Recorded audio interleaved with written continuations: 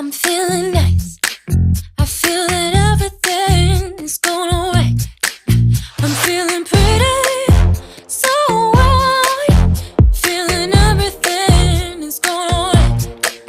Ooh,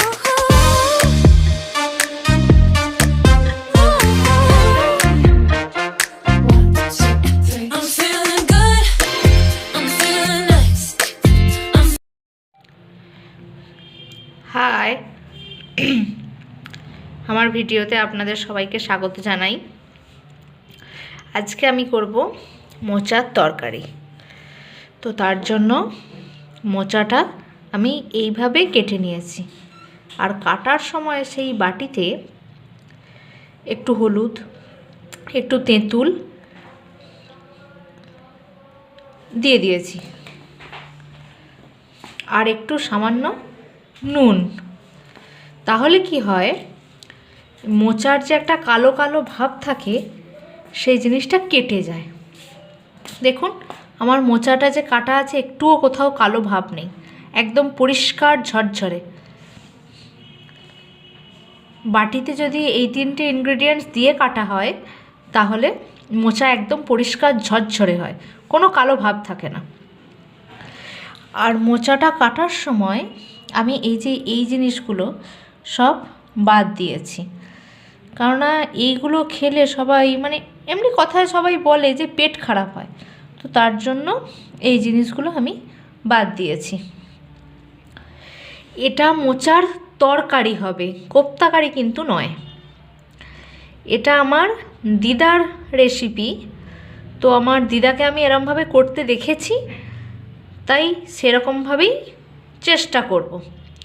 হুবাহু কি আমার দিদার মতো হবে? 90% আমি চেষ্টা করব, 10% বাদ থাকতেও পারে। এটা আমার দিদার রেসিপি, তো আপনারা দেখতে থাকুন আমি কেমন করে করি।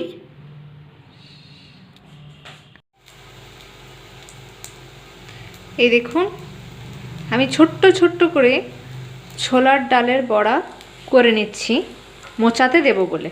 খেতে খুব সুন্দর লাগে এরকম ছোট্ট ছোট্ট করে ডালের বড়া আর কি, যদি মোচাতে দেওয়া হয়।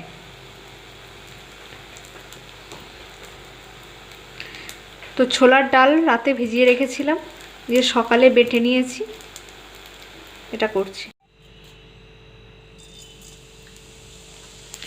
এই দেখুন সর্ষের তেল দিলাম, সাদা জিরে ফোড়ন দিলাম, তেজপাতা দিলাম। এবার এই ডালটা দিয়ে দিলাম ফোড়নে। মুগ ডাল এটা, তো এটা ফোড়নে দিলাম। মোচার তরকারিতে এই ডালটা ফোড়নে দিতে লাগে।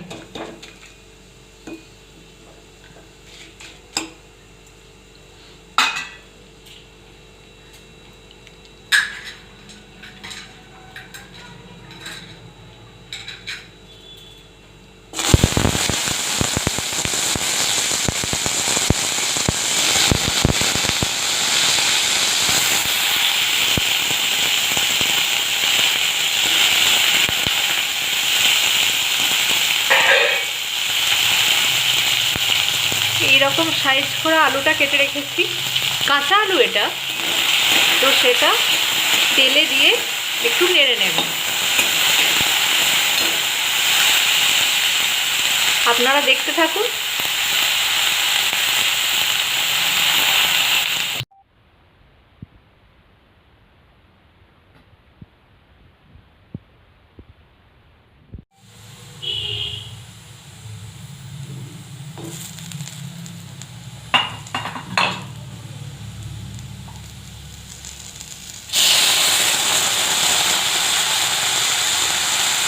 এই দেখুন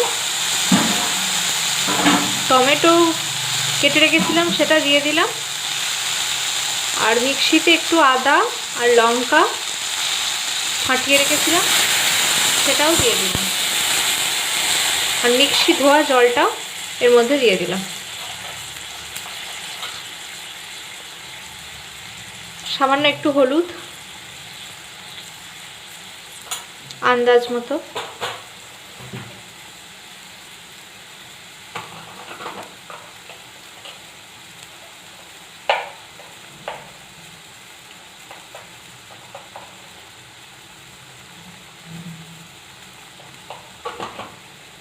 জিরে গুঁড়ো,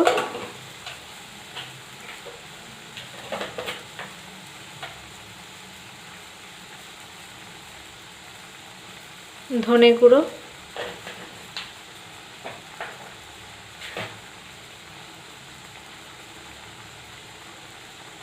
লঙ্কা গুঁড়ো,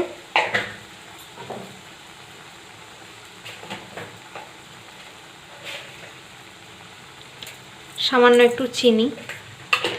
চিনি তো দিতেই লাগে যে কোনো রান্নায় ব্যালেন্স করবার জন্য।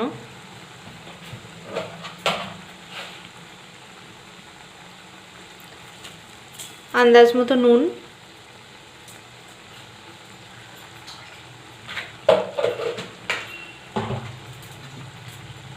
এবার এই মশলাটা আমি কষিয়ে নেব।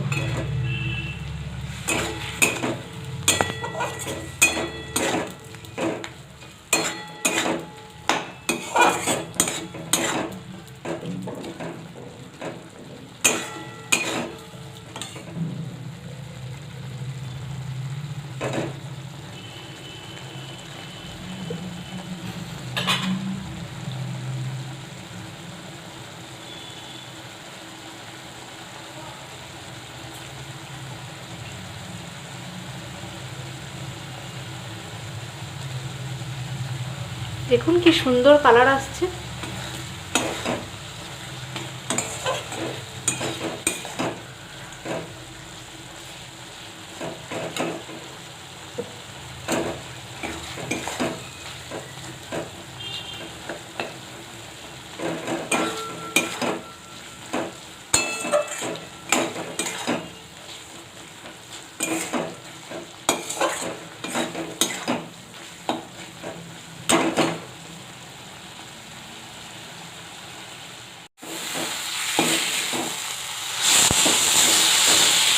দেখুন আমার মশলা কষানো কমপ্লিট। এবার আমি মোচাটা এর মধ্যে দিয়ে দেব। এই মোচাটা তো সেদ্ধ করে নিয়েছি, আপনাদেরকে আগেই দেখিয়েছি ওই প্রেসার কুকারে যখন কাটাটা দেখিয়েছি।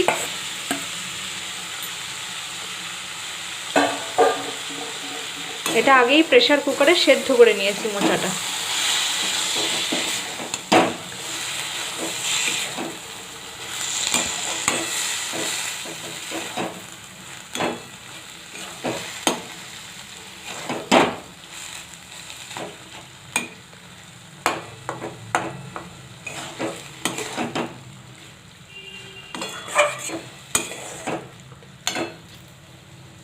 আমার দিম্মা এটা খুব ভালো রান্না করে, আমি দিম্মার মতোই ট্রাই করছি।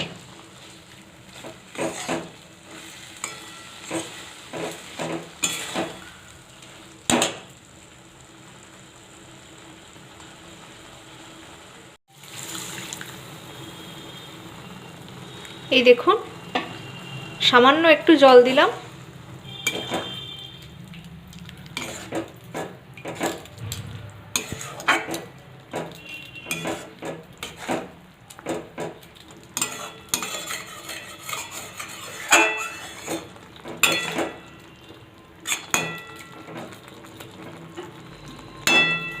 এবার ঢাকা দিয়ে দেব।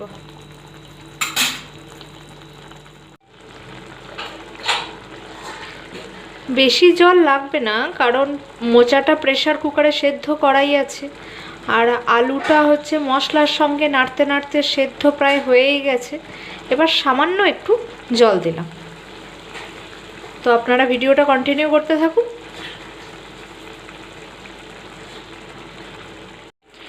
এবার ঢাকা দিয়ে দিলাম। এই দেখুন আমি এবার ঢাকাটা খুলে দিচ্ছি। ওয়াও, দারুণ হয়েছে।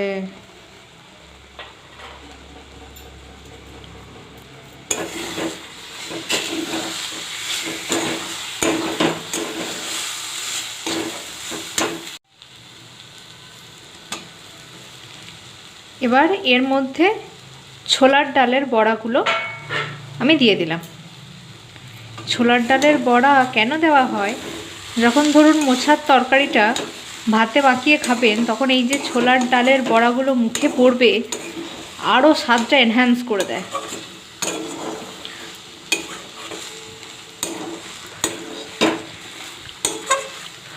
সুন্দর লাগে এই ছোলার ডালের বড়া দিয়ে মোচার তরকারি।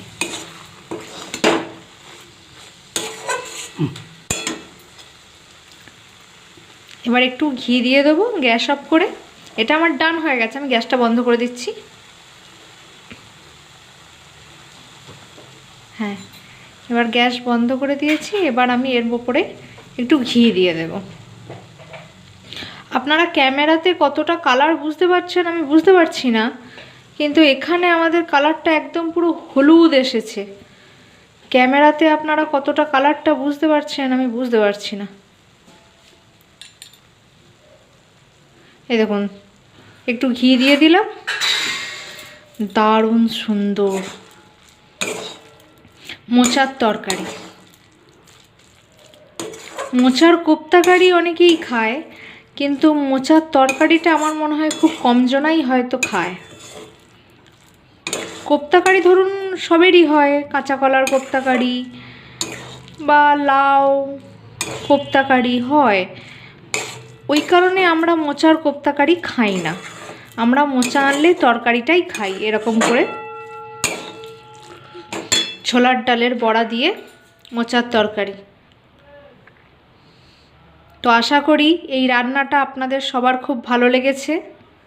আপনারাও বাড়িতে ট্রাই করবেন, দিয়ে আমাকে কমেন্ট করে জানাবেন। আজ তাহলে এই পর্যন্তই থাকলো।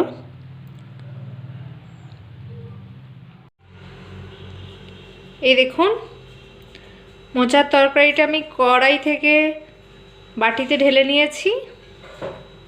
এটা রেডি টু সার্ভ। এই দেখুন কি সুন্দর হলুদ রং এসছে। আপনারা ক্যামেরায় কতটা বুঝতে পারছেন আমি বুঝতে পারছি না, কিন্তু আমার এখানে রং কিন্তু ভীষণ সুন্দর এসেছে, আর তেমন সেন্ট হয়েছে। যেহেতু ঘি দেওয়া আছে, ঘিয়ের একটা আলাদা সেন্ট তো আছেই। খেতে অতি অসাধারণ হবে। আপনারা বাড়িতে করে খেয়ে আমাকে কমেন্টে জানাবেন আপনাদের কার কেমন লাগলো।